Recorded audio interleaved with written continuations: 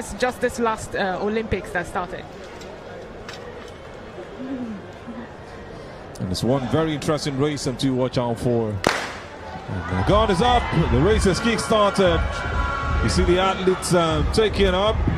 They'll have to go around this 400-meter track before passing on the baton. And they have to keep to their lane in the first 400. And you can see the ladies getting ready. The Nigerian, the Zimbabwean, the South African, all lined up waiting for their mates to give them the baton. And it starts with the men who give it to the women. Yes, and you can arrange your team in any way, male, female, but usually it helps to arrange it the way the other teams arrange it. So what happened to Nigeria in the Olympics will not happen to you. And the kickstart right now, baton passed already. And you see an athlete fall, baton already given. They continue, the Nigerian lady has taken over. She had the baton when her athlete was third. She's spacing out everybody. What a distance she's setting at this point. And as you can see, they are not keeping to their lanes any longer. She's slowing down. And this is where the challenge is. Can she hold on to the end? The South African is catching up. It's getting really, really pulsating at this point. The South African has taken over. She continues to push. She wants to see if she can get back to it. She has the Botswanan coming behind her. And the pace from the South African is just second to none. The Nigerian is coming really close again. What a race we are experiencing right here. But you can still see that pace. She's holding that baton. She gives it to the South African. The Nigerian guy takes off from on lane 3. Or rather on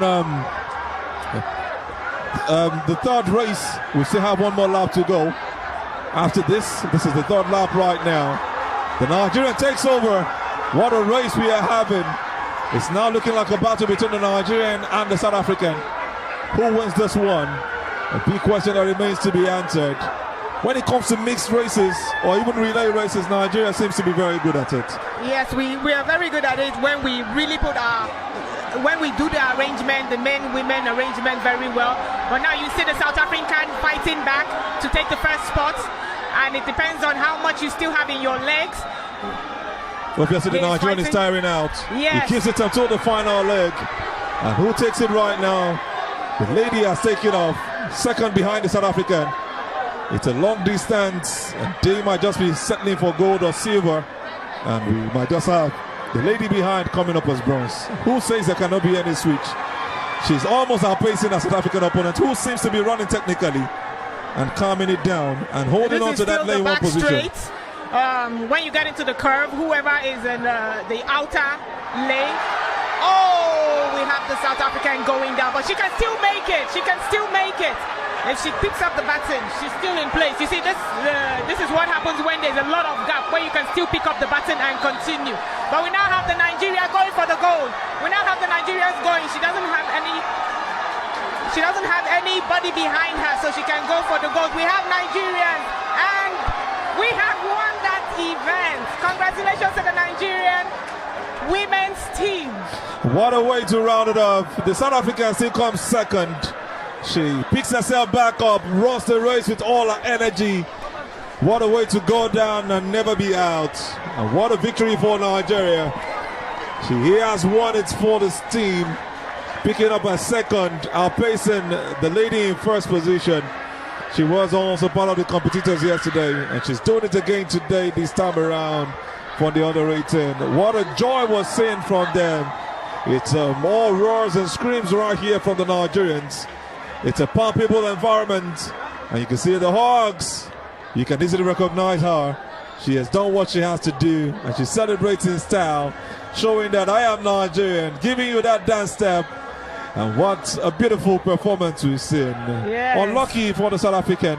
Yes, unfortunately, falling down is something that you see. I remember the last Olympics, it was something that we saw a lot. We saw Femkabo fall at the finish line. We saw Hassan fall at the finish line. We saw in the heat the men fall in the staple chase and get back up. So unfortunately, if you don't control it well, if you place your leg in such a way that your spike catches the tracks in such a way, you would fall. So unfortunately for them, but congratulations, they still entered the first 3. South Africa finishes second, and Botswana are also flying their flag. Imagine herself picking up her, and she still goes on to finish second. What a race. Look at how it all started. It looked like it was Nigeria, South Africa, and this was the end. Just close to where she lost her balance. Want to be sure of what exactly happened.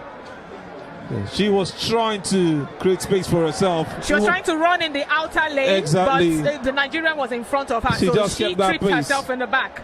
And she already took that position. So it looked like she was going to win the race from that place she took over. But a little slip. She picks herself back up, and that's what I want to be sure of, how she finished. Look at where she takes it up again. Finishing even in front of the Botswanan who had gone past her. That's how to run, and this is so much pace we have just seen from the Nigerian athletes. The thing is that when you come out of the back straight, it's usually if you're head on head, the person that comes out that is in the inner lane tends to be the one that moves forward, and that was what the South African was trying to do, but caught her feet. And she did it so well, picking herself back up.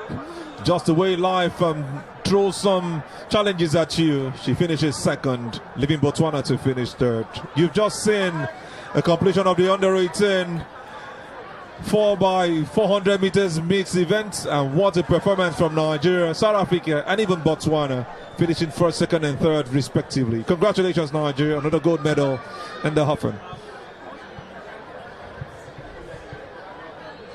It's just like I said earlier, there will always be falls, but how you pick yourself back up is very much important. Yes. The Nigerian is getting some treatment.